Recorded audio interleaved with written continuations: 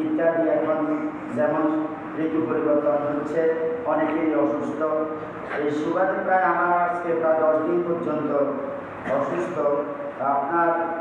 আপনাদের কাছে দোয়া চাই, আল্লাহ রাব্বুল আলামিনের কাছে রহমত চাই। আল্লাহ রাব্বুল আলামিন যেন অতি শীঘ্রই সুন্দর অন্ততপক্ষে নামাজ পড়ানোর মতো এবং নিজে নামাজ পড়ার মতো, প্রাণ তালাওয়াত করার মতো যেন আল্লাহ সেই যোগ্য সম্পন্ন সুস্থতার নিয়ামত দান করেন সকলে আমিন। আলহামদুলিল্লাহ, আজকে আমরা সময় বেশি করব না ইনশাল্লাহ, খেয়াল করেছি সময় মতো ইনশাল্লাহ নামাজ পড়ব।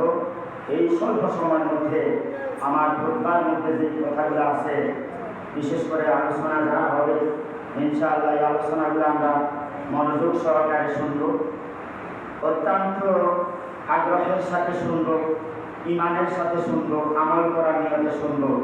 আল্লাহ রাব্বুল আলামিন তৌফিক দিলে আমরা কোনো রকমের কোনো কথাবার্তা অন্যদিকে মন ফিরাবো না, অন্যদিকে আমরা ইনশাআল্লাহ ফিরবো না।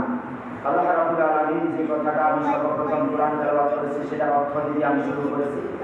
আজকে আমাদের যে আলোচনা, সে আলোচনার প্রেক্ষাপট হল প্রতিবেশীর হক। প্রতিবেশীর হক কথাটা বলেছেন, প্রতিবেশী হক। প্রতিবেশী কারা? সর্বপ্রথম এটা বুঝতে হবে, প্রতিবেশী বলতে গেলে আমার ঘর, আমার বাড়ি। তাই স্যার ভাই,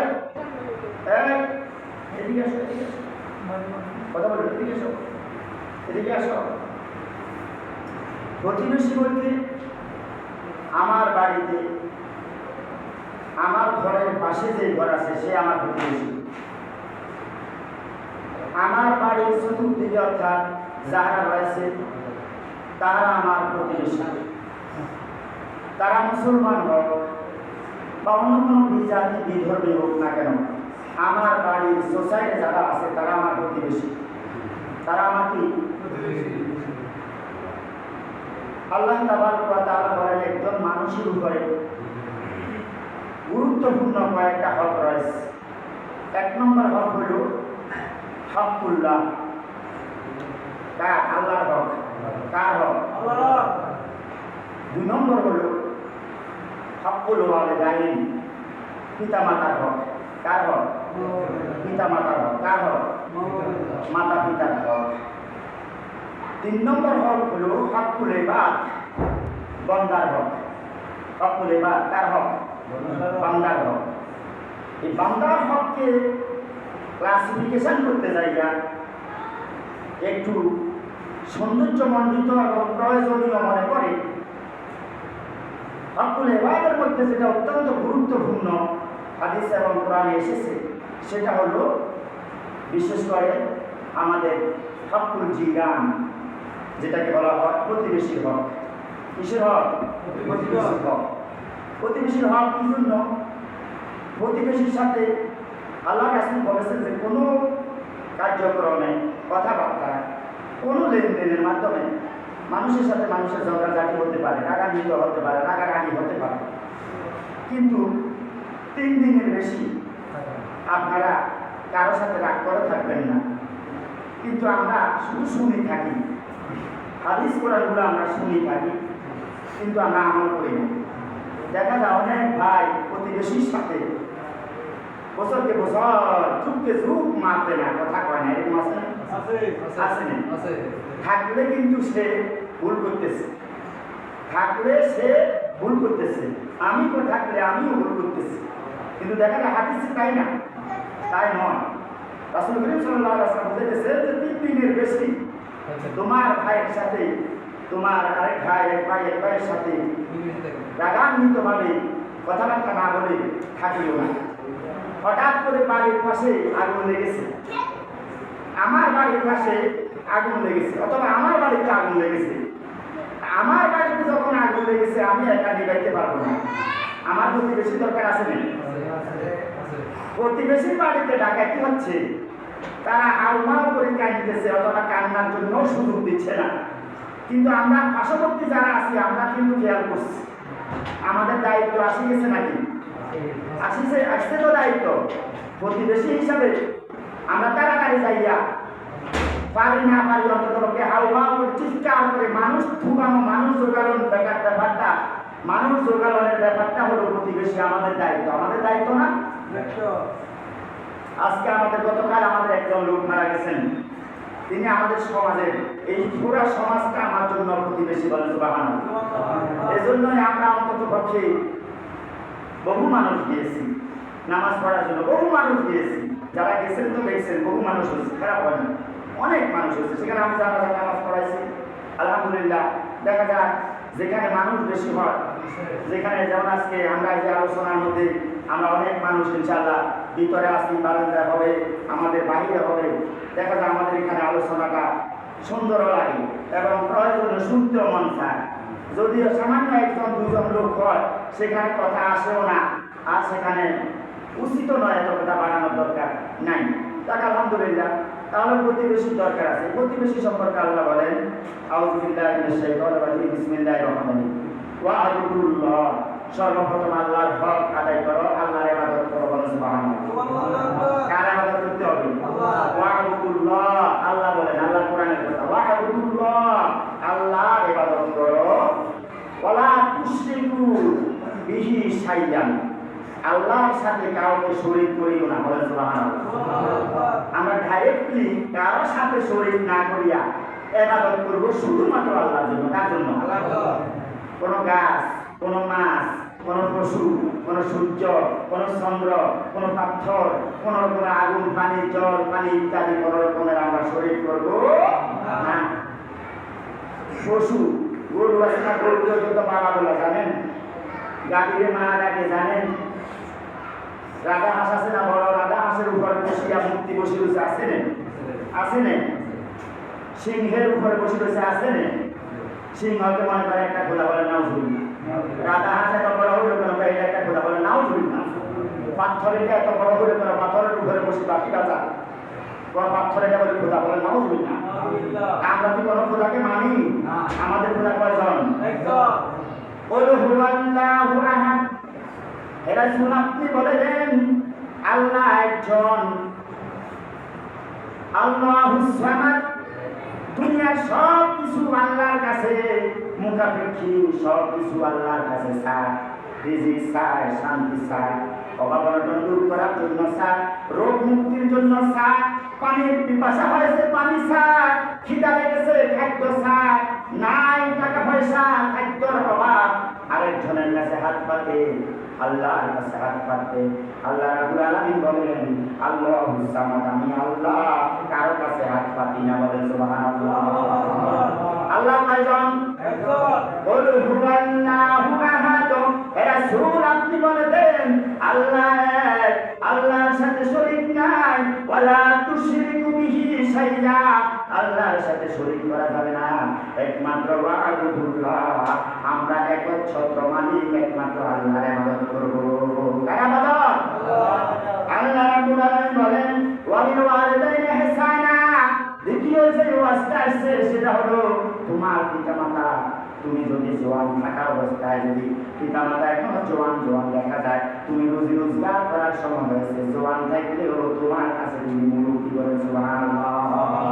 মা বাবা মুরব্বী, মা বাবার সেবা করো, তুমি রুজি রোজগার করার বয়স হয়েছে, 17, 18 বছর, 20 বছর, 22 বছর তোমার হয়েছে, 28 বছর উপনীত হয়েছ, এখন তুমি বিবাহ করার সময় হয়েছে, সংসার গোলানোর সময় হয়েছে, টাকা রুজি রোজগার করে টাকা রোজগার করার মতো পদ্ধতি আল্লাহ রাব্বুল আলামিন শক্তি দিয়েছে, সামর্থ্য দিয়েছে, সেই সুযোগ তোমাকে দিয়েছে, রুজি রোজগার করো। এখন তোমার মা কোথায় আছে, তোমার বাপ কোথায় আছে, তোমার মা বাবার খবর নিয়ে তাদেরকে তুমি রোজগারের করার টাকা থেকে, তোমার ঘাম ঝরানো টাকা থেকে তুমি যদি সেখান থেকে 5 টাকা খাও, তোমার আম্মার জন্য কিছু অংশ রেখে দাও, বলো সুবহানাল্লাহ। মা বাবা লাগবে নেই, লাগবে নেই। আল্লাহ বলেন, ওয়া বিল ওয়ালিদাইনি ইহসানা, মা বাবার প্রতি সৎ ব্যবহার করো। কার প্রতি? মা বাবার প্রতি সৎ ব্যবহার করো। মা বাবাকে তুমি সেবা করে দেখো, মা বাবার খবর নাও, মা বাবার সেবা শুশ্রূষা করো। ওয়া বিজিল কুরবা, আর যারা আত্মীয় স্বজন আছে, নিকটবর্তী আত্মীয়, তাদেরকেও দেখতে হবে, বলে সুবহানাল্লাহ। ওয়া বিজিল কুরবা, যারা নিকটবর্তী আত্মীয় আছে, সেই কোনো দান সর্বপ্রথম নিকটবর্তী আত্মীয়কে দেওয়ার জন্য বলা হয়েছে। কথা বুঝছেন কথাটা? কোরবানের গোশত, কোরবানের গোশত, আকিকার গোশত অথবা ফিতরার টাকাটা গরিব লোক আমার আত্মীয়, কিন্তু সে আমার নিকটবর্তী, আমার বাড়ি কিন্তু বেশি দূরে নয়, তাকে বলা হয় ওয়াবিসিল কুরবা। যারা নিকটবর্তী আত্মীয় আছে তাদের খোঁজ খবর নেওয়া আমাদের সবার দায়িত্ব। বলে কথাটা বুঝেছেন? কে বলতেছে? কে? কার কথা? আল্লাহ রাব্বুল আলামিন বলেন ওয়ালিয়াতামা ওয়াল মাসাকিন। তারপরে এতিম এবং মিসকিন। এতিম বলতে যার বাবা নাই, যার মা নাই, এমন তো সমাজের মধ্যে আমাদের অনেক লোক আছে না? ছোট্ট ছোট্ট ছেলেরা কি মারা গেছে সন্তান রেখে, বাবা মারা গেছে, মা প্রসব করতে যাইয়া হয়তো সন্তান বেঁচে আছে, মা ইন্তেকাল করেছে, এরকম আছে না? আছে। তাদেরকে বলা এতিম। মিসকিন বলে যাকে আর তার সামান্য কিছু আছে, হয়তো সামান্য কিছু আছে, কিন্তু চলার মতো তার গতিবিধি নাই, চলার মতো সৌন্দর্যভাবে চলার মতো, পরিবার পরিচালনা করার মতো তার কাছে সেই রুজি রোজগারের ব্যবস্থা নাই, তাকে বলা হয় মিসকিন। তাকে কি বলা হয়? সৌদি আরব যখন যান, মিডল ইস্টে যখন যান, কোটিপতি যা বাংলাদেশের কোটিপতি চাইলেও প্রফেসর থেকে, শিক্ষা জগতের প্রফেসর থেকে সে বিদেশে গেছে, কিন্তু সে দেখা যায় তাকে সেই দেশের মানুষেরা মিসকিন স্যার কথা বলে না। কি মিসকিন? সবাই মিসকিন মনে করে কোটিপতি কি? এখানে সে বাংলাদেশে কোটি টাকার মালিক, সেখানে সে রোজগার করতে গেছে, তাদের চোখে, তাদের মুখে, তাদের জ্ঞানে এবং ধ্যানে সবাই বলে মিসকিন। মিসকিন অর্থ যার কিছু আছে কিন্তু চলার মতো গতিবিধি নাই, তাকে বলা হয় মিসকিন। কথাটা বুঝেছেন? মিসকিনের সেবা করার জন্য বলছে। পিতা মাতার পরে আত্মীয় স্বজন, তারপরে মিসকিন, তারপরে এতিম মিসকিনদেরকে সেবা করার জন্য। ওয়াজারিল কুরবা, যারা প্রতিবেশী আছে, নিকটবর্তী প্রতিবেশী, যে আলোচনা আজকে প্রতিবেশী যারা নিকটবর্তী কাছে আছে, প্রথমে আমার বাড়ির প্রতিবেশী, তাদেরকে আমি দান করবো। আমি আজকে লাখিপতি কোটিপতি, আমার অনেক টাকার মালিক আছে, আমি সাদকা করতেও আমার মতো সামর্থ্যবান, সেই সামর্থ্য আমার আছে, আমি যাকাত দেওয়ার মতো আমার সেই এবিলিটি আমার উপরে বড় হয়ে গেছে। সর্বপ্রথম আমার বাড়ির গরিব লোকদেরকে দেব, তারপরে আমার বাড়ির পাশের প্রতিবেশী যারা আছে তাদেরকে আমি যাকাতটা হাতে তুলে দেব, তারপরে আমার সমাজের অন্যান্য যারা পাওনাদার তাদের হিসাব নেব, তারপরে আমার নিকটবর্তী আত্মীয় স্বজন যারা আছে তাদের হিসাব নেব, তারপরে আমি আস্তে আস্তে যদি বেশি যাকাত হয়, বেশি টাকা হয়, সরকার টাকা যদি বেশি হয়, যদি আমার পণ্য সামগ্রী বেশি হয়, তাহলে আমি অন্য গরিব অন্য এলাকায় আমি দিতে পারবো। সুবহানাল্লাহ। কার কথা? কার কথা? আল্লাহ তাবারক ওয়া তাআলা বলেন ওয়াজারিল জুনুব, প্রথমে হতে হবে জারিল কুরবা, প্রথম হলো নিকটবর্তী প্রতিবেশী, তারপরে হলো দূরবর্তী প্রতিবেশী। ওয়াসাহিবিল জামবে, কিছু বন্ধু বান্ধব থাকে, সেটা হয়তো দেখা বাড়ির আগের বন্ধু হইতে পারে, প্রেমের বন্ধু হইতে পারে, চট্টগ্রামের বন্ধু হইতে পারে, আছে না? আছে, বলা আছে। তারপরে বন্ধু বান্ধব সাথীদেরকে আপনি দান করেন। এরকম অনেক ভাই আছে, দেখা যায় তার 10টা শাক আছে, আর যে ভাইয়ের সাথে তার বন্ধুত্ব, তার প্রাণগতভাবে সে বন্ধুত্ব, একজন আরেকজনকে না দেখলে একটু ঘুমও হয় না, সময়ও কাটে না, কিন্তু তার ভিতরে জানা আছে সে আমার মতো ধনী নয়, কিন্তু তার স্বভাব এবং চরিত্র এবং তার সৌন্দর্য মণ্ডিত ইজ্জত আবরুর উপরে ভিত্তি করিয়া ভালো মানুষ মনে করিয়া সে বন্ধুত্ব করেছে, সে বন্ধু কিন্তু গরিব। দেখা যায় বন্ধুকেও দান করার জন্য আল্লাহ বলছে, সুবহানাল্লাহ। 10টা শাক আছে আমার, তার হয়তো 2টা আছে, কিন্তু দেখা যায় সে এই 2টা নিয়েই সে সব সময় গায়ে দেয়, আর তার এই 2টাই নিয়ে এসে পরিবেশন করে যেখানে সেখানে, অর্থাৎ তার এবিলিটি নাই লওয়ার মতো। তাহলে দেখেন আপনার 10টার মধ্যে যদি একটা দান করেন বন্ধুকে, এটা আল্লাহর ওয়াদা, দান করার কথা। আল্লাহ বলছে তোমার বন্ধুকেও দান করো। আল্লাহ রাব্বুল আলামিন বলেন আপনি সালিম, লাখি টাকার মালিক, কোটি টাকার মালিক, রাজশাহী থেকে আমাদের নোয়াখালীতে এসেছে, রাজশাহী থেকে আমাদের বিরসরাই চট্টগ্রামে এসেছে, টাকাগুলা যা এনেছে সবগুলা খরচ হয়ে গেছে। এখন এখানে আসার পরে দেখা যায় তার টাকা যা টাকা ছিল, দেখা যায় তার হিসাব থেকে একটু গন্ডগোল হয়ে গেছে, অথবা আসার সময় তার টাকা পকেট মার হয়ে গেছে, চিন্তায় হয়ে গেছে, কিন্তু সে তার গন্তব্যস্থানে পৌঁছেছে, এখন সে মুসাফির হয়ে গেছে। আপনার আমার যদি জানা থাকে, আমি যদি ধনী ব্যক্তি হয়ে থাকি, আল্লাহ রাব্বুল আলামিন বলেন ওই মুসাফির ব্যক্তিকেও দান করতে হবে, বলে সুবহানাল্লাহ। মুসাফির ব্যক্তিকেও দান করতে হবে, হিসাব দিতে হবে। ওয়ামা মালাকাত আইমানুকুম, দাস দাসীর প্রতি সদ্ব্যবহার করতে হবে। মুসাফিরকে যেভাবে সদ্ব্যবহার করবে, অর্থাৎ দান খয়রাত করিয়া, ভালো কথা বলিয়া, জায়গা দিয়া, এরকম নুসরাত করে সাহায্য করিয়া, আল্লাহ রাব্বুল আলামিন বলেন ওয়ামা মালাকাত আইমানুকুম, তোমার দাস দাসী যারা আছে, তোমরা পেট ভরাইয়া খাইবা, 3 বেলা খাইবা, আর 2-3 বেলা নাস্তা খাইবা, চা নাস্তা খাইবা। যেই বেটারা পরিবেশন করতেছে, রান্না বান্না করতেছে, তাকে তুমি দাসী হিসাবে রাখছো, তাকে তুমি দাস হিসাবে, গোলাম হিসাবে রেখেছ, আল্লাহ রাব্বুল আলামিন বলেন তাকেও তুমি খাওয়াইতে হবে সমানভাবে। সুবহানাল্লাহ। তুমি যে খাওয়া বিরিয়ানি খাচ্ছ, ওই দাস দাসীকেও সেভাবে বিরিয়ানি খাওয়াতে হবে।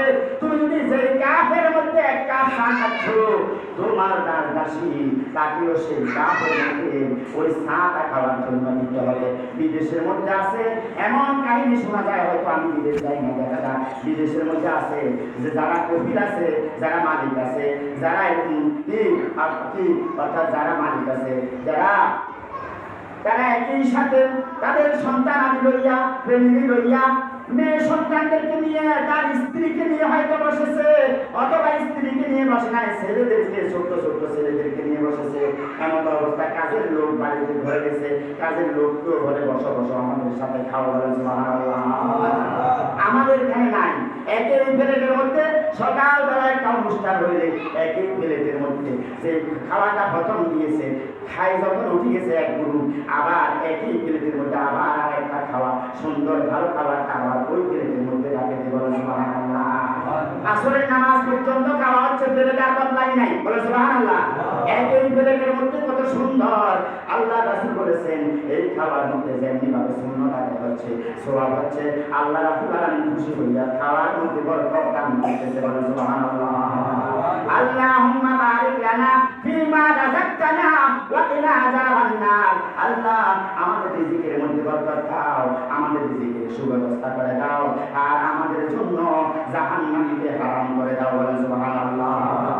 আল্লাহুম্মা বারিক লানা, বরকত দাও ফিমা রাযাকতানা, যেই খাদ্য আমাদের সামনে আছে, আজকে আমাদের জমিনে ধান আছে, ধান দেখতে কত সুন্দর, বলে সুবহানাল্লাহ। খুব সুন্দর ফসল হয়েছে, এবার আমাদের মনে হয় যেন কি, অর্থাৎ আল্লাহ রাব্বুল আলামিন আলাদাভাবে আমাদের এখানে যেহেতু অন্তত বন্যায় নষ্ট করে নাই, বহু এলাকায় 16টা জেলায় একই সাথে বন্যা হয়েছে, প্রায় অনেক জেলাতে ধান হয় নাই। আমাদের এই ধান ওই 16টা জেলার 15টা জেলার মধ্যে উপকার দিতে পারে, সুবহানাল্লাহ। আমাদের এই ধান আমরা কৃষকেরা ইনশাআল্লাহ টাকা পাবো, মন খুশিতে ইনশাআল্লাহ কাটবো। আল্লাহ যেন গোলা ভরার মতো সুস্থ শরীরে, অন্তত পক্ষে গোলাতে সব ধান গুলা সুস্থ ওয়েদারে সুন্দর পরিবেশে যেন আমাদের গোলাতে উঠতে পারে, আল্লাহ সেই তৌফিক দান করে, বললাম ইন্নাল্লাহা লা ইউহিব্বু মান কানা মুখতালান ফাখুরা। এর মধ্যে কিছু কিছু লোক আছে পয়সাওয়ালা, কিছু কিছু লোক আছে নেতৃত্ব, বলা হয়েছে ফখর করে, গর্ব করে। আল্লাহ রাব্বুল আলামিন বলেন যে ফখর করা যাবে না। আপনি লাখিপতি কোটিপতি, আপনি দোলনে দোলনে জমিনের মালিক, তাতে কি হয়েছে?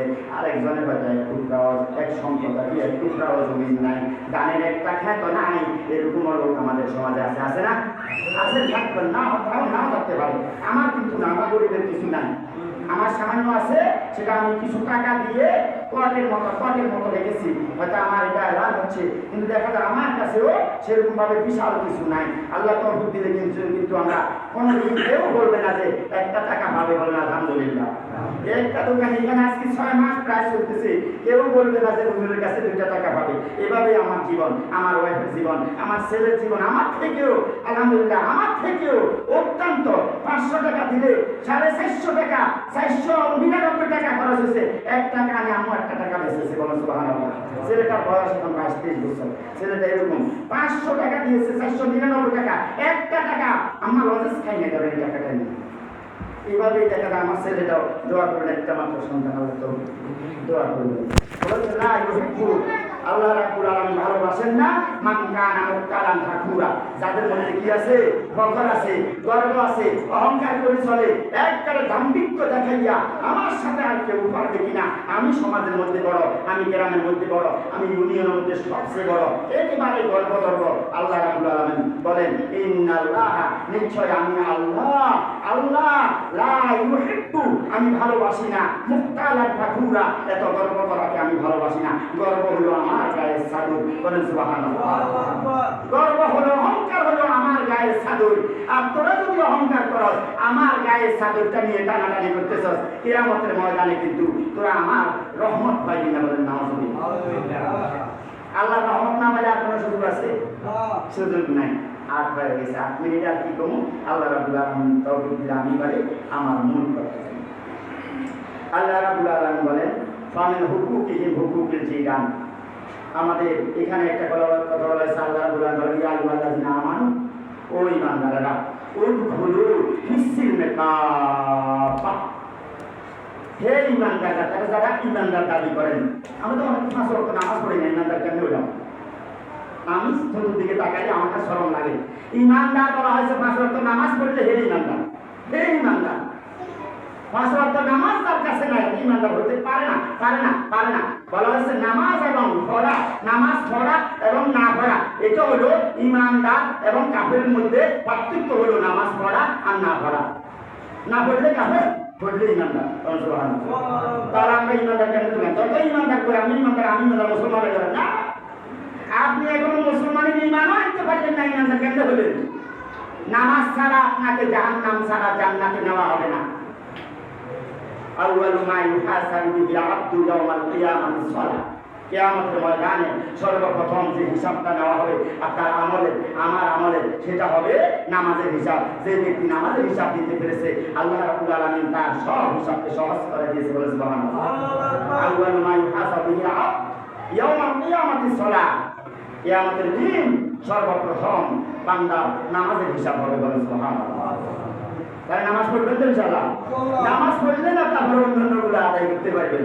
এখন আসে প্রতিবেশী সম্পর্কে আল্লাহ রাব্বুল আলামিন বলেন যে উদখুলু ফিস-সিলমি কাফা। এই ইসলামের মধ্যে ঈমানদার আমি মুসলমান বলে হইতো না, বালামতে প্রবেশ করেন, পরিপূর্ণভাবে প্রবেশ করেন। 1 নম্বরে মিথ্যা ছেড়ে দিতে হবে, 2 নম্বরে লোভ লালসা ছেড়ে দিতে হবে, 3 নম্বরে হিংসা ছেড়ে দিতে হবে, 4 নম্বরে আমাদেরকে অবশ্যই গর্ব অহংকার থাকলে, আমাদের গাম্ভীর্য থাকলে, গর্ব থাকলে, অহংকার থাকলে অহংকার দূর করতে হবে। 1 নম্বর হলো লোভ। আমার একটা জিরাপি ভাগে হয়, আমি আসতে 10টা ধরে রাখবো।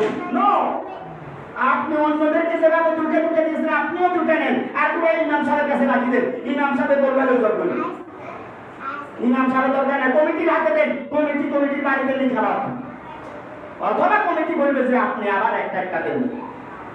কেন আপনারা এরকম করেন? লোক যতক্ষণ পর্যন্ত সামলানো যাবে না ততক্ষণ পর্যন্ত ইমানদার হওয়া যাবে না। 2 নম্বরে একজন আরেকজনকে হিংসা করা যাবে না। আপনারা সব সারি হয়ে গেছে। জ্বলন্ত কয়লা, জ্বলন্ত আগুনে যেমন কাঠ, ডাইকা, লাঠি ইত্যাদি চুলা দিলে মাত্র লাঠি সারি হয়ে যায়। হিংসা থাকলে একমাত্র হাসাদ এবং হিংসা, এই কারণে আপনার সমস্ত যা কিছু আমল করছে সেগুলো বরবাদ হয়ে যাবে। বলে নাও 1 নম্বরে লোভ, 1 নম্বরে কি লোভ? বলে না 1 নম্বরে কি? 2 নম্বরে হিংসা, 3 নম্বরে অহংকার, 4 নম্বরে হলো মিথ্যা কথা। 1 নম্বরে ছাড়তে হবে সব কিছু। মিথ্যা কথা যদি ছাড়ি দেন সব আমল সহজ হয়ে যাবে। মিথ্যা কথা ছাড়ি দিলে আপনি সুদ খাবেন না, ঘুষ খাবেন না, চুরি করতে যাবেন না, জেনা করতে যাবেন না, কোন রকমের চোখ বানাতে যাবেন না। চোখ বানানোর সাথে সাথে আপনি বলুন আমি তো সত্যবাদী, আমি এদিকে চোখ বানাবো কেন? আল্লাহ রাব্বুল আলামিন বুঝার তৌফিক দান করুন। আমিন। এখন আসেন তাহলে ইসলামের মধ্যে প্রবিষ্ট হতে হবে উদখুলু ফিস-সিলমি কাফা। যথেষ্ট পরিমাণে, যে পরিমাণে ঢুকলে আল্লাহ আপনাকে আমাকে কবুল করে নেবেন, সেভাবেই আপনি পরিপূর্ণভাবে ইসলাম গ্রহণ দাখিল হতে হবে, প্রবেশ করতে হবে। তারপরে এখানে বলা হয়েছে আব্দুল হুকুকাল্লাহ ওয়া হুকুকা ইবাদাল্লাহি কামিলা। সর্বপ্রথম আল্লাহর হকগুলো আদায় করেন, তারপরে বান্দার হকগুলো পরিপূর্ণভাবে আদায় করেন, তারপরে আপনি যদি ইমানদার হতে পারেন। আমিন হুকুকিহিম হুকুকাল জিরানা। এরপরে যে বান্দার হকের মধ্যে যে হক, গুরুত্বপূর্ণ হক হলো আমাদের প্রতিবেশীর হক। আল্লাহ প্রতিবেশীর হকগুলো আদায় করা তৌফিক দান করেন, আমিন। আল্লাহু তাআলা আল্লাহ বলেন কিতাব আল-নবী সাল্লাল্লাহু আলাইহি সাল্লাম ওয়ালাউ কুনতা ফাজ্জান ওয়ালিজাল কলব লান ফাদ্দু মিন হাওলিকা। এখানে রাসূল করিম সাল্লাল্লাহু আলাইহি সাল্লামকে আল্লাহ রাব্বুল আলামিন বুঝাতে চাইয়া যে প্রতিবেশী কি জিনিস, এই কথাটা বুঝাতে চাইয়ে বলতেছেন যে আলে ইমরানের সূরা আলে ইমরানের 159 নম্বর আয়াত আল্লাহ রাব্বুল আলামিন বলেন আপনার যে ব্যবহার, আপনার যে আচরণ, এটা আমার পক্ষ থেকে আমার রহমত। বলেন সুবহানাল্লাহ। আমার পক্ষ থেকে আপনার জন্য আমার একটা রহমত। আপনার যে আচরণ, আপনার যে আদর্শ, আপনার যে হাসি মুখ, কাফেরের সাথে, মুশরিকের সাথে, বিধর্মীর সাথে, মুসলমানের সাথে, মহিলার সাথে, ছোট্ট বাচ্চার সাথে আপনার যে একটা আচরণ বিধি, এটা হলো আমি আল্লাহর পক্ষ থেকে আপনার জন্য রহমত। বলেন সুবহানাল্লাহ। রাসূল করিম সাল্লাল্লাহু আলাইহি ওয়াসাল্লাম বলেন লাউ কুনতা ফাজ্জান গালিজা, যদি আপনি কঠোর হইতেন, আপনি যদি শক্ত হইতেন, রুক্ষ হইতেন, আপনার কথা যদি ভালো না হতো, আপনার ব্যবহার যদি খারাপ হতো, লানফাদ্দু মিন হাওলিকা, আপনার চারিদিকে এত মানুষ আসতো না। বলেন সুবহানাল্লাহ। দূরে সরে যেত, দূরে সরে যেত। লানফাদ্দু, দূরে, তারা সবাই দূরে সরে যেত। কিতাব থেকে আল্লাহ তাআলা লানফাদ্দু হাওলিকা, হাওলিকা মানে অবস্থা, আপনার চারিদিকে যে অবস্থা, চতুর্দিকে আল্লাহ তাবারক ওয়া তাআলা বলে এটা একটু বুঝাইলেন না।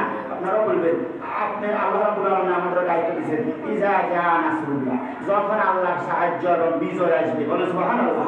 ইজা জা নাসরুল্লাহ ওয়াল ফাত, যখন আল্লাহর সাহায্য এবং আল্লাহর বিজয় আসবে, তখন কি ওরাইতান নাসা, ও রাসূল আপনি নিজে দেখতে পাইবেন। বলেন সুবহানাল্লাহ। ওরাইতান নাসা ইয়াদখুলুনা ফি দীনিল্লাহি আফওয়াজা, মুসলমান হওয়ার জন্য কাফের মুশরিকরা দলে দলে দলে দলে দলে দলে বন্যার পানির মতো আসবে। বলেন সুবহানাল্লাহ।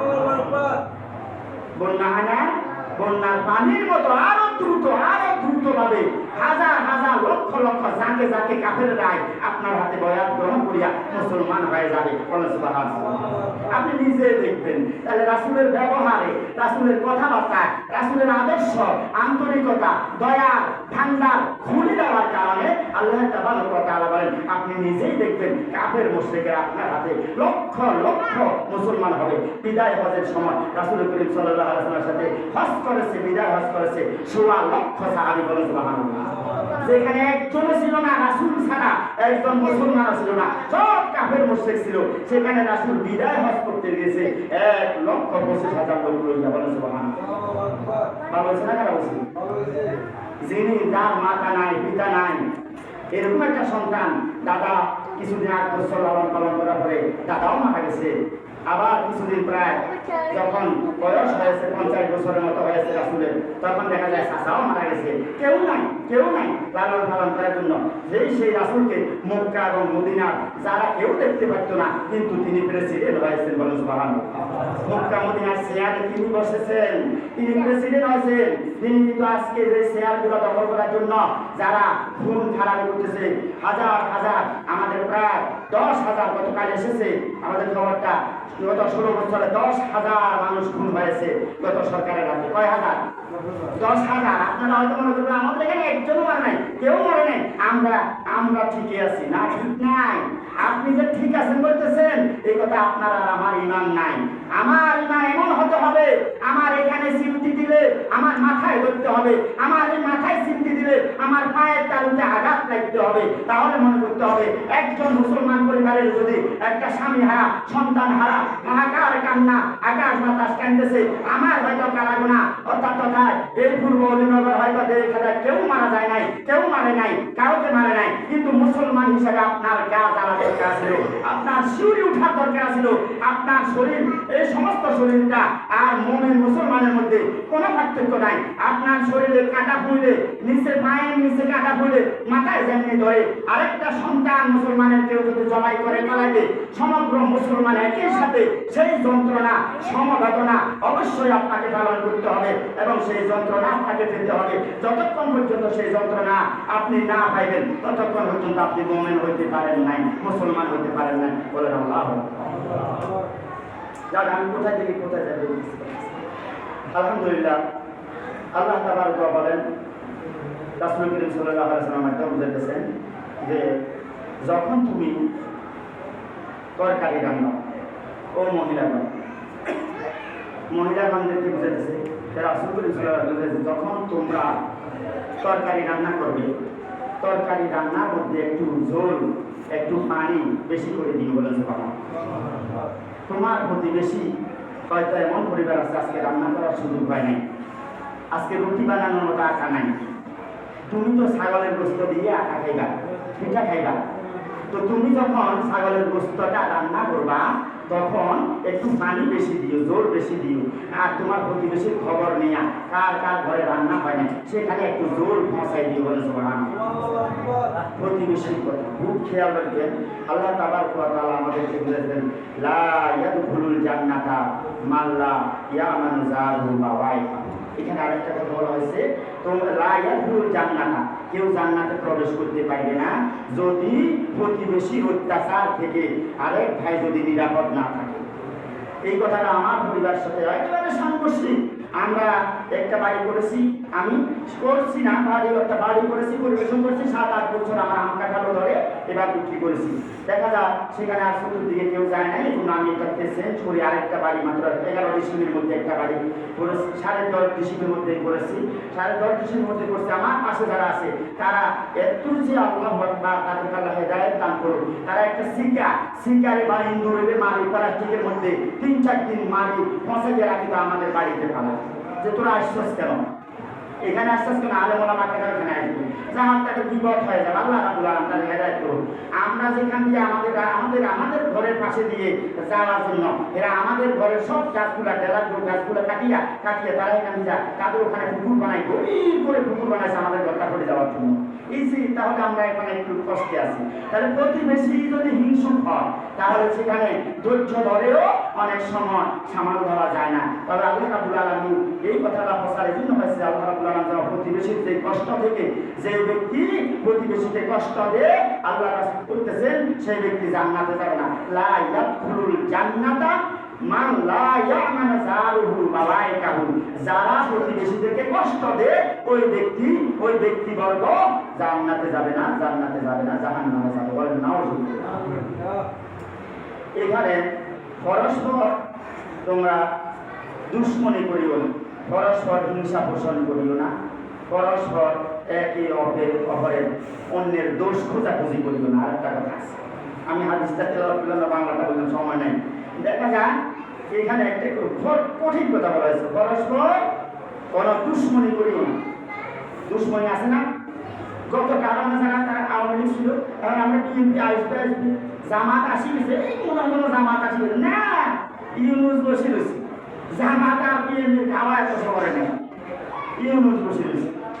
সেই জন্য কেউকে তারা যে 16 বছর করছে, যারা সাধারণ কাউকে দোষ দেয় নাই, কারো কষ্ট দেয় নাই, কারো আঘাত করে নাই, তাদের প্রতি তারা আওয়ামী লীগ সমর্থন করার কারণে তাদের প্রতি আপনি আঘাত করতে পারবেন না, কোনো রকম না। দুশ্মনী থাকার কোনো কথা না। তাকে পারলে বোঝান যে ভাই একটু ফিরে আসেন, জামাতের দিকে আসেন, বিএনপির দিকে আসেন, আপনি যে দল করেন আপনি আনতে চেষ্টা করেন, কিন্তু তাদেরকে প্রস্তারিত করা যাবে না, তাদের পরিবার থেকে কোনো মাল লুট করা যাবে না, কোন রকমের ব্যক্তিকে আঘাত করা যাবে না যদি সে দোষ না করে। কথাটা বুঝেছেন? তাহলে দুশ্মনী করা যাবে না, এবার হিংসা করা যাবে না, আর একে অন্যের দোষ খোঁজাখুঁজি করবে না। হুজুরে আজকে কোথায় গেছে, সারা ঘরে বসে গেছে, এই হুজুর কোথায় গেছে, টেলিভিশন স্যার, মোবাইলে কেন আপনি যখন ঢং ঢং করেন মনে হতো না কি স্যার, আমার কথা বলতেছি, এরকম হয় থাকে। আরেকজন ব্যক্তি এখানে যাইতেছে, এই তো এখান থেকে যান, এই বাড়িতে তুমি বাড়িতে মনে হয় মানিয়ে সাথে গেছে, অযথা। আল্লাহ রাব্বুল আলামিন বলেন যে কুধারণা, এমন কিছু ধারণা আছে যেই ধারণা করার কারণে তুমি কবিরা গুনাহ করে ফেলাইতেছ, হয়তো দেখা যায় তার ভিতরে সেই দোষটা মাত্রই নাই। বলেন সুবহানাল্লাহ। কুধারণা করার কারণে তুমি নিজেই ব্যক্তিগতভাবে তুমি কিউসা হারাম করেছ, গুনাহগার হয়েছ, অর্থাৎ ওই ব্যক্তির হয়তো হারাম তার দিলে মনের মধ্যে সেটা নাই। বলেন সুবহানাল্লাহ।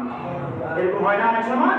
কুধারণা করা যাবে না, হিংসা করা যাবে না, একে অপরের দোষ খোঁজাখুঁজি করা যাবে না, অযথা দোষ খোঁজাখুঁজি করে না। আমার নয়, একজনের দোষ খোঁজাখুঁজি করে, মরণ একটা ঢুকছে তো মরণ একটা না বলবে করবে কতক্ষণ আর করবে আসতে 10টা মরক ভাই সব আম খাদ্য খাই আছে মিথ্যা কথা বললো দোষও বুঝলো মান্যলারা ভেজাল লাগা দিছে এই ভেজালটা পুরুষে আসিয়া পুরুষেরকে লাগা দিছে পুরুষে এবার মারামারি লাগালাগি একটা মরক লই একটা মরকের 10টা মরক বানাইছে মিথ্যা কথা মেয়ে লোকে বানাইছে দোষ খুঁজাখুঁজি করবেন না আল্লাহ তাআলা প্রতিবেশীর সাথে আচরণ বিধি এবং সমস্ত গুনাহ থেকে বাঁচার জন্য আল্লাহ আমাদেরকে তৌফিক দান করুন প্রতিবেশীর হকগুলো আদায় করার তৌফিক দান করুন পিতামাতার হক আদায় করার তৌফিক দান করুন আল্লাহর ইবাদত করে আমরা মুসলমান হওয়ার মতো আল্লাহ সেই তৌফিক দান করেন ওয়া আখিরু দাওয়ানা আলহামদুলিল্লাহি রাব্বিল আলামিন আসসালামু আলাইকুম ওয়া রাহমাতুল্লাহি ওয়া বারাকাতুহু